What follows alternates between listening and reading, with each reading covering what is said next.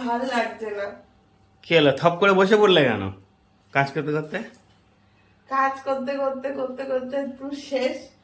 এই ঘরের মধ্যে বন্ধ, সেই নবমীর দিন ঠাকুর দেখতে বেরিয়েছি, আর বাইরে বেড়াইনি, বাইরের মুখ দেখিনি, শুধু ঘরের কাজ আর কাজ। কি নিয়ে থাকবো কাজ না করেও, বা কি করবো ঘরের মধ্যে, কি চুপচাপ বসে চলো থাকা কোথাও যায়? ঘুরে আসি। এই যে পার অবস্থা খারাপ, বাইরে বেরাবো আবার বেল ছিঁড়ে পড়ে যাবে। নতুন ভালো পা না হলে কি করে কি হবে? আর ওই বেলটা চেঞ্জ করতে হবে, না হলে বেরোনো মুশকিল হয়ে যাবে। ভালো লাগছে না, একদম ভালো লাগছে না। একটু বাইরে না বেরোলে ভালো লাগে। পুরো 15-20 দিন হয়ে গেল মনে হয় না, নবমীর দিন বেরিয়েছিলাম। সেই জন্য কাজ নিয়েই থাকি ঘরের মধ্যে, আর কি করবো। হাসি পাচ্ছে, হাসি পাচ্ছে আমার মেয়ে, দেখো।